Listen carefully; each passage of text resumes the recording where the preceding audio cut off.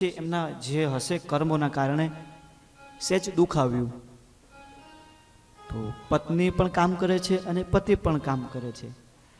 એવું કામ કરે છે, બહુ કંટાળી ગયા છે. તો પુરુષને થયું કે હવે હું થઈ જઉં સાધુ. તો ઘરેથી નીકળી ગયા. તો હવે સાધુ તો ખાવા પીવાનું તો જલસા હોય એમ કહે છે બધા. અમે ઇન્ડિયામાં પૂજાપાઠ કરવા જઈએ ને તો કોઈના ઘેર મહાપૂજા હોય, કોઈના ઘેરે અલગ અલગ પૂજા થતી હોય, કથા હોય, તો અમુક યજમાન છે ને અમને દાંત કાઢે જમાડે ને પછી કે મહારાજ તમારે તો જલસા હે, રોજ ને રોજ નવા નવા ઘરે લાડવા ખાવા મળે. પછી અમે કહીએ તમે અમારી જગ્યા ઉપર આવીને બેસો.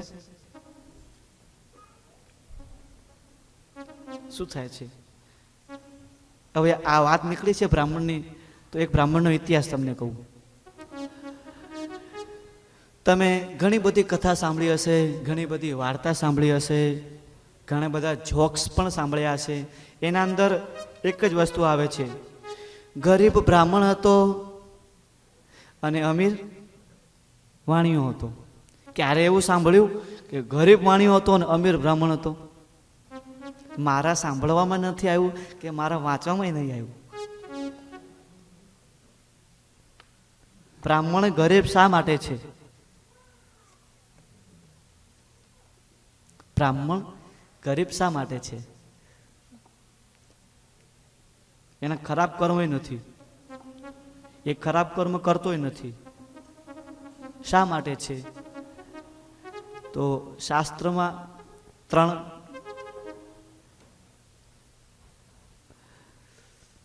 એના લક્ષણ બતાવ્યા છે. બ્રાહ્મણ ગરીબ શા માટે છે? કે સૌથી પ્રથમ પૂજા કરો, તમે બ્રાહ્મણને જોડે પૂજા કરવડાવો, પછી બ્રાહ્મણ કે સૌને પગે લાગો, હે ને? સૌને પગે લાગો એટલે તમે સૌથી પહેલા કોને લાગશો? ભૂદેવને લાગશો ને. હવે ભૂદેવનું એક વસ્તુ છે, તમે જે આશીર્વાદ આપો ને તમે કોઈને, તો તમારો જે દિવસનો તપ હોય ને એ બધું એને જતું રહે. હવે અમારા રોજના કેટલા ઘર ગણવાના હોય, અહીંયા આવી ગયા એટલે મહિને 1-2 આવતા હોય છે.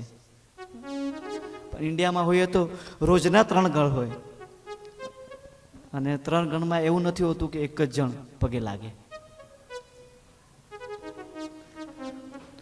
હવે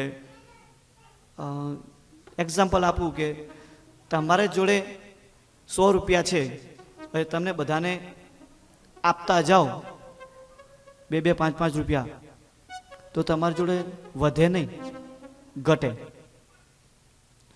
અને લક્ષ્મી કોને મળે? જેની જોડે પુણ્ય હોય એને લક્ષ્મી મળે. બ્રાહ્મણ આશીર્વાદ આપે, સ્વસ્થ વિનાશાક્યા ધર્મ કલ્યાણ વૃદ્ધિદા વિનાયકમ પ્રિયા નિત્યમ તાંચ સ્વસ્તિ ભ્રવંતુ ન. આશીર્વાદ આપે છે કે તમારું ઘર, ધન, ધાન્ય, સમૃદ્ધિ વધે. હવે આખા દિવસનું તપ કોને આપી દે? સંધ્યાનું યજમાનને. તો બ્રાહ્મણ થઈ જાય ઠન ગોપાલ. તો પછી ક્યાં રે? છેનથી રે. પછી બીજો બતાવ્યો છે, ભૃગુ ઋષિ કોને લાત મારી હતી? લાત મારી હતી ને ત્યારે લક્ષ્મીજીએ શ્રાપ આપી દીધું હતું. ભૃગુ ઋષિ બ્રાહ્મણ હતા, તેમને શ્રાપ આપી દીધો કે આજથી હું ક્યારે બ્રાહ્મણોના ઘરે નહીં જઉં.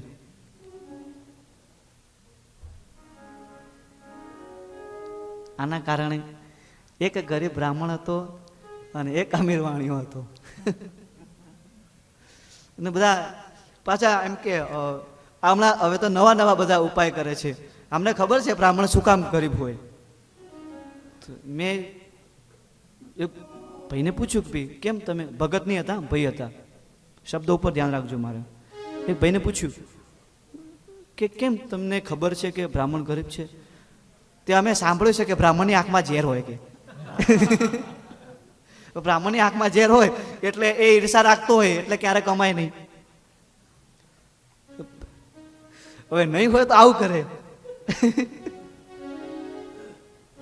પાવડો આમને એમ. આપણે વાત કરીએ વૈરાગ્યની. એ વૈરાગ્ય એવો હોય કે ક્યારેક લાગી જાય ને ક્યારેક છૂટી જાય. આપણે અધૂરા હતા, ભગતના ઘેર સંત થઈ ગયા, ખાઈ પીને જલસા મોજ કરે, અને 5-25 વર્ષ થયા ને એમ ઘર સાંભળ્યું કે ભાઈ ઘરે જાઉં હું, હવે શું કરતા હશે બધા. ઘરે ગયા. જે ઘરના કારણે આખું ઘર તાગ્યું, એ જ ઘર 25 વર્ષ પછી યાદ આવ્યું. તો એ છે ને 25 વર્ષનો વૈરાગ્ય રહ્યો ભગતમાં, અને પછી એ તૂટી ગયો. વૈરાગ્ય રાખો તો સંપૂર્ણપણે અને પૂર્ણપણે રાખવાનું.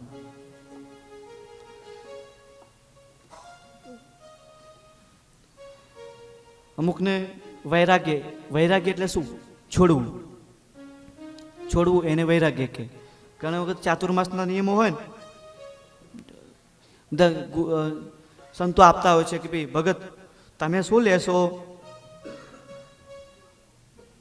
એના સુરા ખાજાને પણ શ્રીજી મહારાજે આપ્યો કે તમે કામ કરો કે તમારાથી ઘઉંથી બને જે વસ્તુ તમારે નહીં ખાવાની. સુરા ખાચર, ઘઉંની બનેલી વસ્તુ તમારે નહીં ખાવાની. ત્યારે સુરા ખાચર કે અરે કઈ વાંધો નહીં. મહિનો થયો અને ચૂરમા લાડુના સરસ રસોઈ આવી તો શ્રીજી મહારાજે કીધું કે હાલો સુરા ખાચરનું પરીક્ષા લઈએ. એ જે એમને ત્યાગ અપાવ્યો છે, ચાતુર્માસનો નિયમ અપાવ્યો છે, એ પાળે છે કે પછી જય સ્વામિનારાયણ. તો બધા બેઠા હે,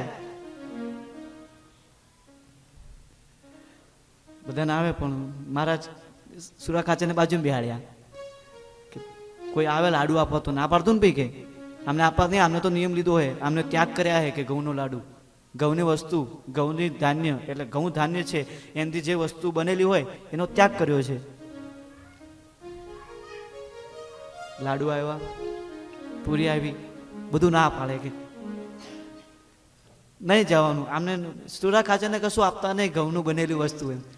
ત્યારથી જ મહારાજે આજ્ઞા કરી દીધી. હવે આવે શું એના અંદર? ભજીયા આવે, દાળ આવે ને ભાત આવે અને પાપડ આવે, બીજું કંઈ આવે નહીં. બધી વસ્તુ શાની બને? પૂરી બને શાની? ઘઉંના લોટની. લાડુ ઘઉંના લોટનું. તો શ્રીજી મહારાજને ધીરે રહીને સુરા ખાચર કહે કે મહારાજ મેં નિયમ બદલી નાખ્યો છે કે આપણે ઘઉંનું નથી રાખવો, પણ ચોખાથી બનેલી જે વસ્તુ હોય ને એનું નહીં ખાવાનું કે.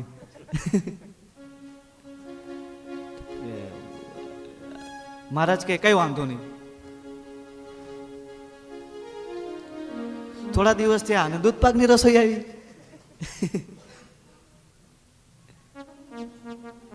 પછી ફરી દૂધ પાક ના પાડી તો સુરા ખાચર શું કે ના આપણે આને કેન્સલ રાખો અને લાડુ વાળું રવા દો કે ઘઉં વાળું. તો આ ત્યાગ ન કહેવાય. એમ આ લીલા ઉપર મહારાજ આપણને એમ કહેવા માંગે છે કે કોઈ પણ વસ્તુનો ત્યાગ કરો તો સંપૂર્ણપણે કરવાનો. અને કરવાનો છે કેટલા મહિના? 4 જ ને. જીવન પર્યંત કરતા હો બહુ સારું કે છે ને, ગુડ, બેટર અને બેસ્ટ. પણ ના, વૈરાગ્ય તો આપણને તોડી ચડે. આપણે તો ગ્રસ્ત છીએ, આપણને વૈરાગ્ય ન ચડે અને ચડવાય નહીં દઈએ. શું કામ ભાઈ? તો વૈરાગ્ય ચડી જશે તો મારો પરિવાર કોણ ચલાવશે? મારા બેરા છોકરાને કોણ ખવડાવશે?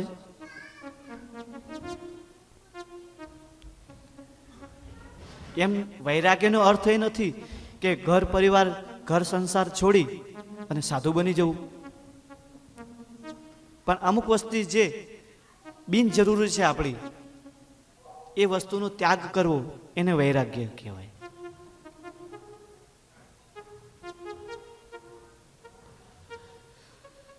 ઘનશ્યામ મહારાજ કહે છે કે જ્ઞાન વૈરાગ્ય સહિત ભક્તિ કરવી, ધર્મ જ્ઞાન વૈરાગ્ય સહિત. સંતનો મહિમા જોઈએ આપણે.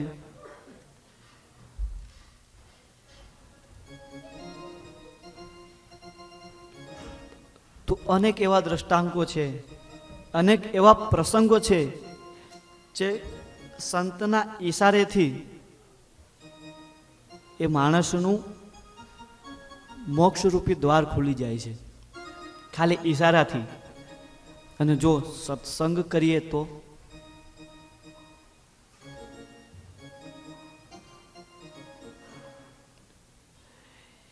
એક જંગલ હતું ને જંગલમાં બહુ બધી બકરીઓ ચરવા માટે ગઈ અને ભરવાડ પણ જોડે છે. પણ સંધ્યા સમય થયો એટલે બકરીનું ટોળું પાછું ઘરે આવ્યું. પણ એક બકરી એવી હતી જેને ખાડામાં પગ ફસાઈ ગયો, તો ચલાયું નહીં એટલે ત્યાં રહી ગઈ. જ્યારે સારું થશે ત્યારે હું જઈશ, પણ સારું જ નહીં થયું.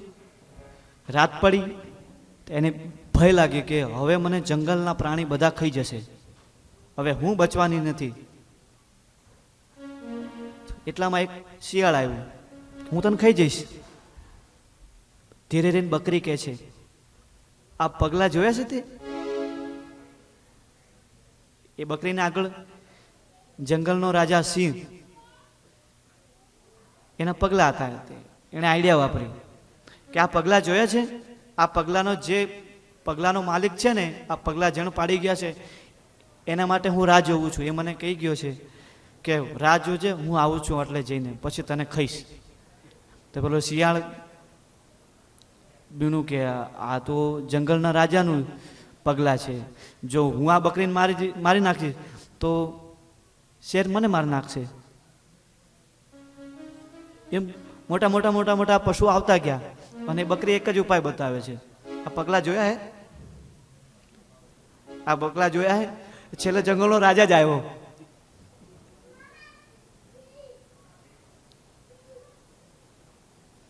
પૂછે, હું તને ખાઈ જઈશ? હા, હું તમારી જ રાહ જોતી હતી, એમ કે બકરી. આ પગલાના આશ્રયથી, આ પગલાનો આશ્રય લીધો અને હું તમારી જ રાહ જોતી હતી. હવે તમારી ઈચ્છા, મને ખાવું હોય તો ખાવું, હમણાં સુધી હું જીવતી છું. તો એ વાઘ હતો ને, શેર, એના મનમાં એમ થયું કે મારો આશ્રિત થઈ છે આ બકરી, પણ હું એને ખાઈ જઉં?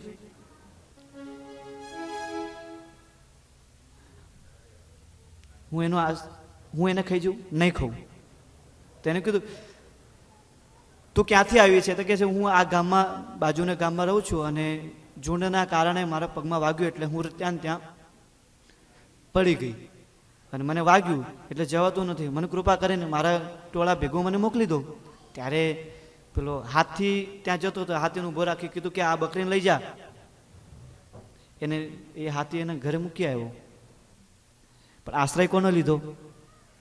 બકરીએ સિંહના પગલાનો. તો આપણે વિચાર કરીએ, આપણે આશ્રય કોનો લેવાનો? બેનો આશ્રય લેવાનો આપણે. બકરીએ તો એકનો જ લીધો અને ભવસાગ જીવ બચાવી લીધો એણે પોતાનો, અને આપણે બે લઈએ તો ત્યાં પહોંચી જઈએ. પહેલો આ ધર્મકુળનો આશ્રય અને બીજો આ સંતોનો આશ્રય, બે લઈશું ને તો આ ભવસાગરમાં પાક્કું આપણે તરી જઈએ. સંતનો મહિમા ખૂબ જ, કે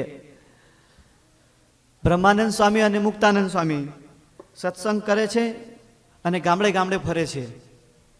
તો એક દિવસ એવો બનાવ બન્યો કે એક બીજો દુષ્ટ બાવાએ બ્રહ્માનંદ સ્વામી અને મુક્તાનંદ સ્વામીને બેન કોઠીમાં પૂરી દીધા અને પછી કહે છે, હું તમારા નાક કાન કાપી નાખીશ.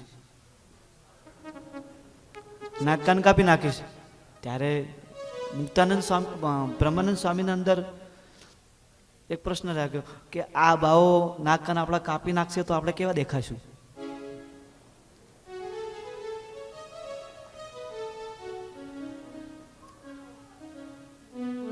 એટલામાં કોઈ મુસલમાન આવ્યો કે સંતને હેરાન કરે છે તું.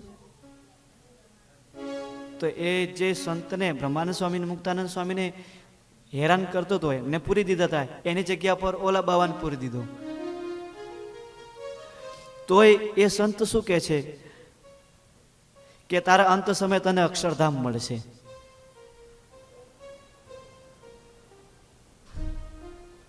સંતનું હૃદય કેવું હોય? સંત ચોપાઈમાં કહે છે સંત હૃદય નવનીત સમાના.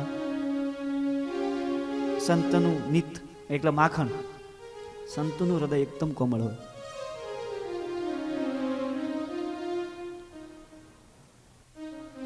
ગુણાતીતાનંદ સ્વામી અને નિત્યાનંદ સ્વામી એમના શિષ્ય. એ નિત્યાનંદ સ્વામીના શિષ્ય મંડળમાં એક સંત એવા હતા, હવે જુવાન સંતો હોય નાના તો તોફાની કરે ને મસ્તી કરે ને થોડી ભગવાનની ભક્તિ ઓછી કરે. તો બસ એમને પ્રવૃત્તિ રમવામાં જ ખાલી. તો બધા નિત્યાનંદ સ્વામી એમ થયું કે ભાઈ આ બહુ હેરાન કરે છે મને, સત્સંગ નથી કરતો ને બહુ રમે છે. તો એક કામ કરું, આમને છે ને ગુણાતીતાનંદ સ્વામી જોડે મોકલી દઉં તો સુધરશે. તો ગુણાતીતાનંદ સ્વામી પાસે આવ્યા અને પછી કહે છે કે આ મારો શિષ્ય છે, બહુ તોફાન કરે છે, બહુ રમે છે. ત્યારે ગુણાતીતાનંદ સ્વામી કહે છે કઈ વાંધો નહીં, અહીં રાખો. ત્યારે નિત્યાનંદ સ્વામી કે આ તમારી સેવા કરશે. હવે નિયમ કે સવારમાં ઠાકોરજી નો થાળ ગુણાતીતાનંદ સ્વામી બનાવે અને સાંજની ખીચડી જ ખાવાની હોય એટલે એ નાનો સાધુ બનાવે. તો શું કરે, ખીચડી બનાવે પણ ખીચડીને સાફ કરે નહીં, મૂકીને. સંતનું હૃદય કેવું હોય છે? એકદમ કોમળ, ક્ષમાવાન. એક દિવસ, 2 દિવસ, 3 દિવસ, મહિનો થયો, 2 મહિના થયા, 6 મહિના સુધી રોજ સાંજે ખીચડીમાં પથ્થર જ આવે. એક દિવસ એમ થયું કે ભાઈ મારો શિષ્ય સુધર્યો હશે, મારો શિષ્ય સુધર્યો હશે, ગુણાતીતાનંદ સ્વામી પાસે છે. તો ગયા અને કીધું છે કે ગુણાતીતાનંદ સ્વામી સાંજનો થાળ જમાડતા હતા કે મારે તમારા જોડે થાળ જમવો છે અને તમારી પ્રસાદી મારે લેવી છે. નિત્યાનંદ સ્વામી કે. ત્યારે સ્વામી કે ના ભાઈ, તમારે પ્રસાદી ન ગ્રહણ કરાય. ખબર પડી જાય ને ભાઈ, જો નિત્યાનંદ સ્વામી ખબર પડી જાય, પછી નિત્યાનંદ સ્વામી છે જવાબદારી હતી ને એટલી બધી, તો કડક રહે તો પૂરું થાય, નરમ નરમ રહે તો કામ કઈ થાય નહીં. તો ગુણાતીતાનંદ સ્વામી મનમાં શું વિચાર કરે ખબર? જો નિત્યાનંદ સ્વામીને હું આ પ્રસાદ આપીશ અને જો એમના મોંમાં પથ્થર જશે, મોંમાં પથ્થર જશે એટલે સ્વાભાવિક વાત છે ક્રોધ કરશે. ક્રોધ કરશે તો આ સાધુને વિમુખ કરી દેશે, આ સાધુને વિમુખ કરી દેશે. અને હું માનું ત્યાં સુધી જો સાધુ જ આ સાધુને સીધો નહીં કરીએ તો આ દુનિયામાં બીજી કઈ તાકાત છે કે સાધુને સીધો કરી શકે? એટલે હું પ્રસાદ નહીં આપું કે. તો એ જબરજસ્તી નિત્યાનંદ સ્વામીએ લઈ લીધો અને પ્રસાદ ગ્રહણ કર્યો અને ખાતામાં તરત 4 દાણા આવ્યા. પહેલા જ કોળીએ કે 6 મહિનાથી આ જ ખાવ છો? તો ગુણાતીતાનંદ સ્વામી શું કહે છે, ના રોજ સાફ કરીને જ મૂકે છે પણ આજનો દિવસ ભૂલી ગયો હશે કદાચમાં. કેટલું કોમળ છે સંતનું હૃદય કે આજનો દિવસ ભૂલી ગયો હશે, છોડી દો એને કે હવે ફરી નહીં કરે. તો કીધું કે ના, હું એને જાણું છું એ કેવો છે. શિષ્ય કોનો હતો? નિત્યાનંદ સ્વામીનો. એટલે ઓળખે જ કરીને, બાપ બેટા નહીં ઓળખે? મારો બેટો કેટલો પાણીમાં છે ને કેટલો દૂધમાં છે, ઓળખે જ. તો પૂછે કે ના આ રોજ તમને આજ ખવડાવતો હશે પથ્થર જ, બોલાવો એને કે. બોલાવો ને દંડ આપો. દંડ નથી આપવો. પછી એ નિત્યાનંદ સ્વામી એ શિષ્યનો ઉપદેશ આપે છે કે જો તું 6 મહિના સુધી પથ્થર ખવડાવે છે તો તને 6 મહિના સુધી ક્યારે એમ કીધું તને કે તું મને પથ્થર ખવડાવે છે? ત્યારે શિષ્ય કહે કે મારથી ભૂલ થઈ છે, હવે તો હું સત્સંગ કરીશ. એટલે સંતનું હૃદય કેટલું કોમળ હોય છે. 6 મહિના સુધી પથ્થર ખાધા તોય પણ સંતનું હૃદય જ પરમ હિતકારી હોય. એટલા માટે સાંજની ગોળીમાં નથી ગાતા આપણે, સંત પરમ હિતકારી જગત માહી, સંત પરમ હિતકારી. પ્રભુ પદ પ્રગટ કરાવત પ્રીતિ, ભરમ મિટાવત બારી. જગત में संत परम हितकारी, परम कृपालु सकल जीवन पर,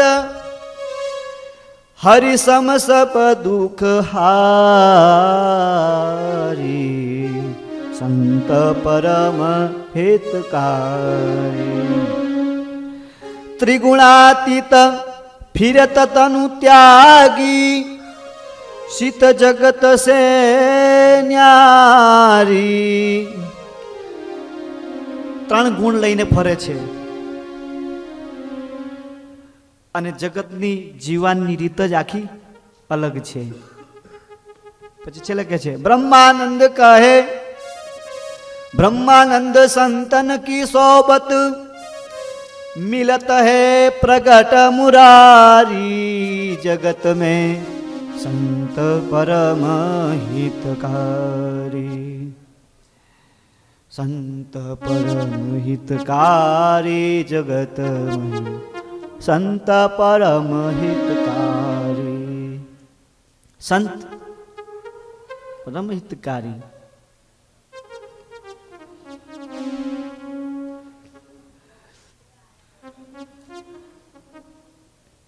શાસ્ત્રોમાં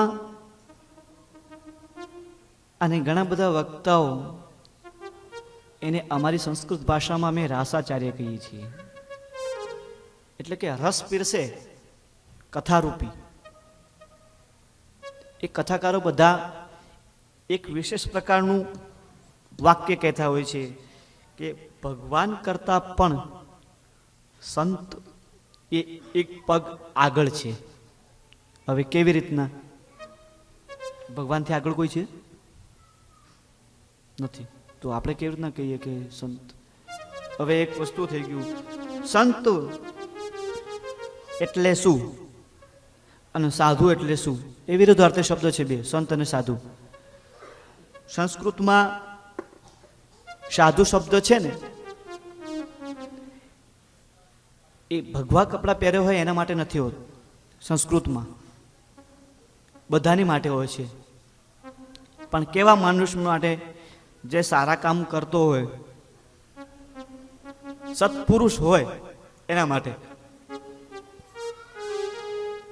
ઘણી વખત નહીં કહેતા કે સાધુ પુરુષ છે, એમ હોય ગ્રહસ્થી પણ સાધુ પુરુષ છે, એમ એક માનવાચક શબ્દ છે. ઘણા બધા આપણા સંપ્રદાયમાં હરિભક્તો પણ એવા થઈ ગયા છે જે જીવન જીવે છે ક્યાં? ગ્રસ્ત જીવન, પણ નિભાવે છે કેવું? સંત જેવું.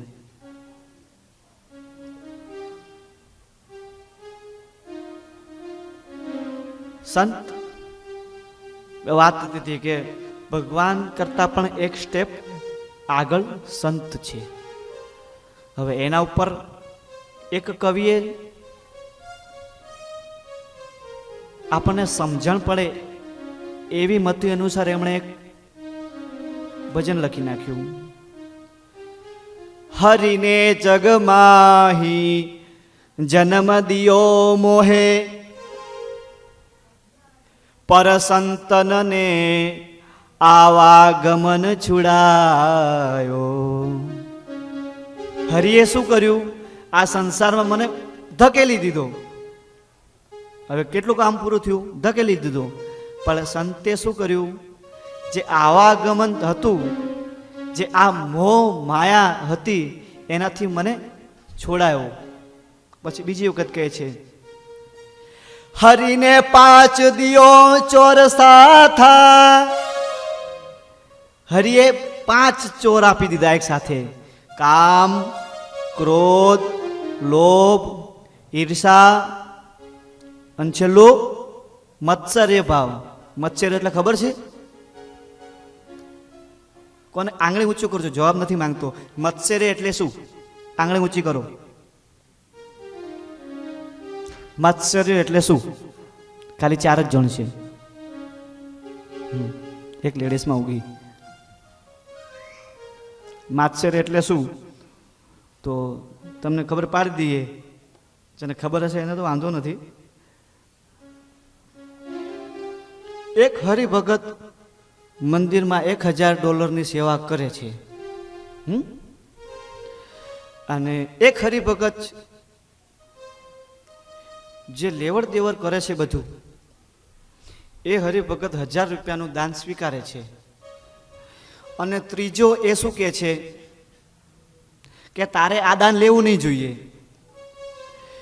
અને પહેલાને શું કહે છે, જે આપતો હોય એને, કે તારે આ દાન આપવું નહીં જોઈએ. એને માત્સર્ય ભાવ કહે છે, કે આપવું નથી અને આપે છે એને આપવાય નથી દેવું. એને કહે છે માત્સર્ય ભાવ. ઘણા બધા હોય જ છે. આવા ખોટા ખર્ચા કરવાની શું જરૂર છે કે? એક ખોટા ખર્ચા નથી, એની પાછળ કંઈક રીઝન હશે, એના માટે ખર્ચા. માણસ કંઈક કરતો હોય છે ને, એની પાછળ કંઈક ને કંઈક તો પરિણામ, એની ઈચ્છા હોય જ છે એના અંદર. અને એના અંદર એ વસ્તુ કરતો હોય છે, એના અંદર 100% એનો લાભ હોય જ છે. એના માટે જ એ કરતો હોય છે. એને શોખ તો નથી થતો કે મારી જોડે બહુ બધા પૈસા થઈ ગયા તો ખાડામાં નાખી દઉં. પછી આવ્યું 3જા નંબરનું, 5 કામ, ક્રોધ, લોભ, ઈર્ષા, મત્સર, દંભ. આ બધું વસ્તુ આપી દીધી 5. પછી સંતે શું કર્યું? સંતને દિયો ચુડાયો સનાથા. સંતે એ 5 પ્રકારના શત્રુ હતા ચોર, એમનાથી મુક્ત કરાયો. પછી હરિને કુટુંબ જાલ મેં ઘેરી. હરિએ શું કર્યું? કુટુંબ રૂપી માયામાં ઘેરી નાખ્યો. સંતને કાટી મમતા મેરી. સંતે શું કર્યું? જે માયા છે, મોહ રૂપી મમતા છે, એને બધે નષ્ટ કરી અને કોને ઓળખાવ્યા? પુરુષોત્તમ નારાયણને. અને છેલ્લે આટલું બધું મોકલી દીધો તો પણ પ્રત્યક્ષ દેખાય છે? નથી દેખાતા.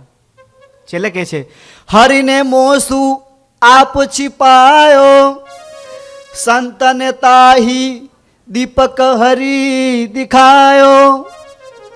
હરિએ તો સ્વયં મને મોકલી અને મારી જોડે કામ કરી અને સંતાઈ ગયા. પણ સંત એક એવા છે કે જેણે દીપક પ્રગટાવી અને આ પુરુષોત્તમ નારાયણને ઓળખાવ્યા કે આણે જ તને મોકલ્યા છે અને શું કામ મોકલ્યા છે. તો એક સ્ટેપ આગળ કોણ? અને આપણું સરસ મજાનું કીર્તન પણ છે, નારદ મોરે સંત સે અધિક ન કોઈ,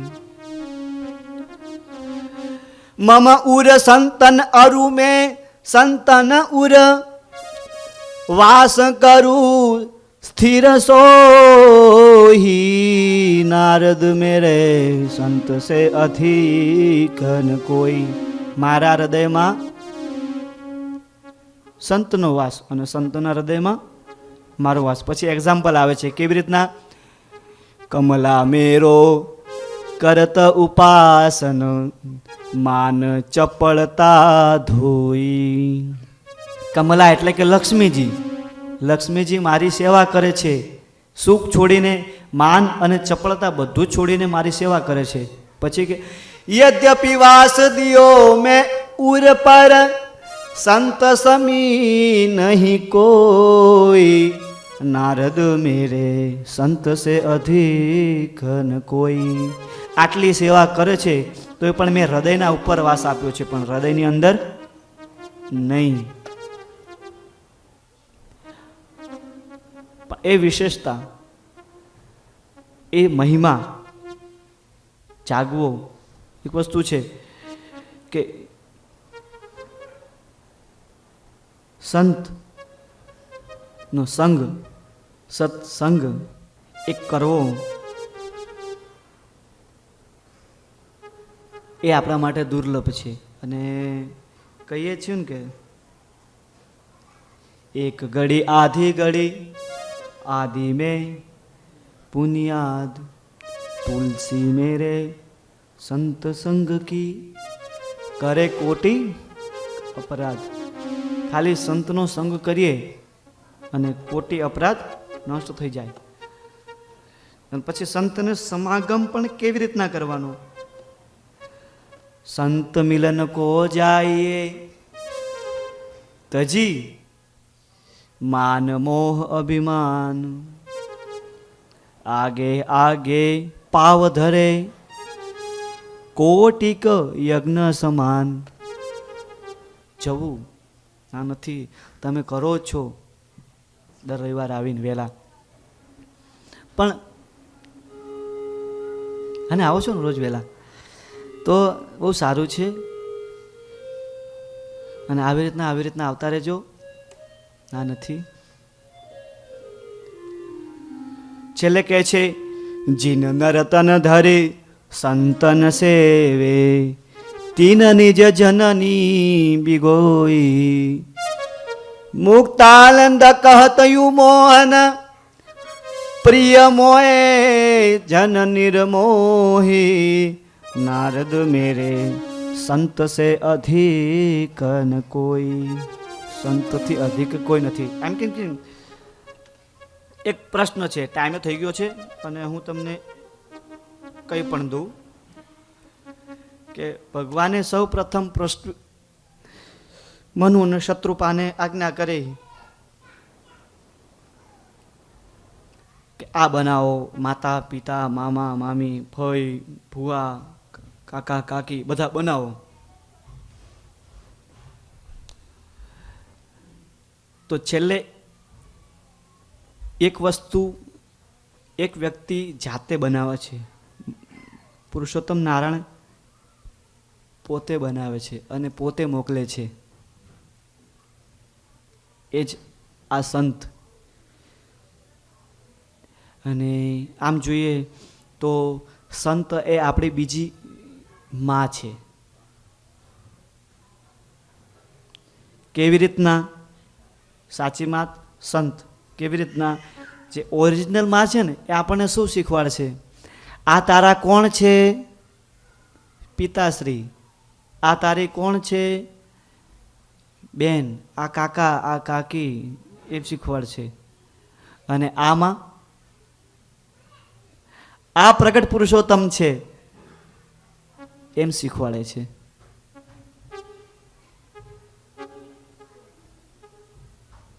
ઓરિજિનલમાં મળી જાય આપણને. અને આમ જોઈએ તો એવી માં પણ છે જેણે પુત્રને ઉપદેશ આપી અને ભગવાનની પ્રાપ્તિ કરાવી છે. દ્રષ્ટાંત જોઈએ તો ધ્રુવની જ જુઓ. 5 વર્ષના બાળકને કોણ કહે કે જા તપ કરવા માટે? કોઈ નહીં. સંતનો મહિમા જેવો છે. સંતનો મહિમા, સંતનો સંગ કરી વાલીઓ લૂંટારો શું થયો? સંતનો અને મહારાજનો સંગ કરી જોબન પગી શું થયો?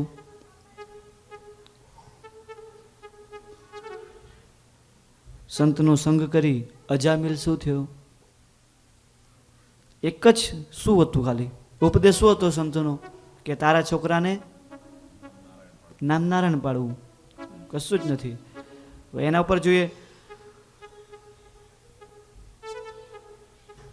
એક સંતે એક ભગતને ઉપદેશ આપ્યો. ઉપદેશ કેવો આપ્યો કે તારે ઘરની સામે કોણ રહે છે? તો પેલો કોઈ કુંભાર રહે છે મારે ઘરની સામે. તો તારે એક કામ કરવાનું, એનું દાઢી નહીં જોવે ત્યાં સુધી તારે ઠાકોરજી જમાડવા નહીં. તો રોજ સવાર થાય અને ઓલાનો દરવાજો ખખડાવે, ભગત ક્યાં છે? જોવે, દાઢી જોઈ પાછું ઘરે જાય ને ઠાકોરજી જમાડે. હવે બન્યું એવું કે ઓલા કુંભારને માટલા ગળવાતા એટલે માટી લેવા માટે તળાવે ગયા. હવે માટી ખોદતા ખોદતા ખોદતા ખોદતા માટલી મળી. એના બહુ બધું પૈસા હતા, સોનાના દાગીના. ઓલા ભગત ઘેર ગયા, કુંભારના ઘેર, કે ક્યાં ગયા ભગત? કે ભગત તો માટી લેવા ગયા છે તળાવે. તો ઓલા દોડ મૂકી કે દાઢીના દર્શન તો કર લઉં તો ઠાકોરજી જમવા મળશે મને. કે દૂરથી દર્શન કર્યું અને જોઈ લીધું, કરી લીધા દર્શન. મેં દર્શન કરી લીધા, એમ મેં જોઈ લીધી. ઓલો કુંભારના મનમાં થયું કે આ જોઈ લીધું કે, પણ એના મનમાં તો હતું જ નહીં કે ભાઈ આ માટલી વાળો હે કેમ. તો પેલો કુંભારનું કે ખબર, છાનું રાખજો, અડધું તારું ને અડધું મારું. ખાલી સંતે શું કીધું તું? દાઢી જોવાનું. અને શું મળી ગયું? વગર મહેનતનું. કે દાઢી જોવાનું ફળ સારું છે કે. પણ સંતનો સંગ પણ કરવો. પણ કહે છે ને આપણે, પણ ઘણા બધા સંતો પણ કહે છે કે સંતનો સંગ કરો, પણ સાચા સંતનો સંગ કરવો. સંગ કરવાનો, સાચા સંગનો. હવે ઠાકોરજીને આપણે આજના દિવસની પણ પ્રાર્થના કરીએ. આ તો કથા તો આવી જ નથી ઠાકોરજીની, કથા હતી જ નહીં. આજનો વિષય જ હતો કે હરિ ગીતા પૂરી કરી દેવી. છેલ્લે ભક્તિ માતા દેહનો ત્યાગ કરે છે. દેહનો ત્યાગ કરતા પહેલા એક પ્રશ્ન ભગવાનને પ્રાર્થના કરે છે કે તમે અંતર્યામી છો અને સર્વ દુઃખને હરનારા છો, સર્વ કારણના કારણ છો. બસ હું એ જ માંગુ છું કે મને તમારું ચરણોનું સ્થાન મળે અને ફરીથી આ પૃથ્વી ઉપર આવે નહીં. મહારાજ આશીર્વાદ આપે છે, કહે છે કે હવે તમે શ્રાપથી મુક્ત છો. દુર્વાસા ઋષિનો શ્રાપ હતો ને કે મનુષ્ય અવતાર મળશે ને ઘણા બધા કષ્ટ સહન કરશો ને, એવી રીતના કરી અને ભક્તિ માતાએ પોતાનો દેહનો ત્યાગ કર્યો છે. બહુ રડે છે બધા. રામ પ્રતાપજી અગ્નિ સંસ્કાર કર્યો છે.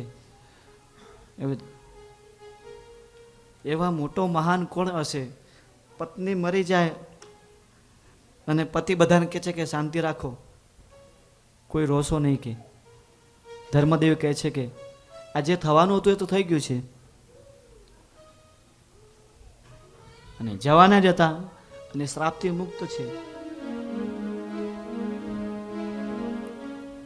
આવી રીતના કરી અને સૌ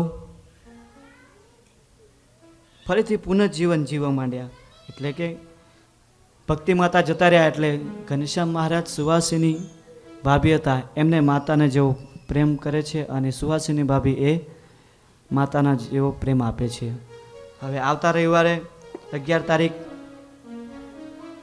મધર્સ ડે.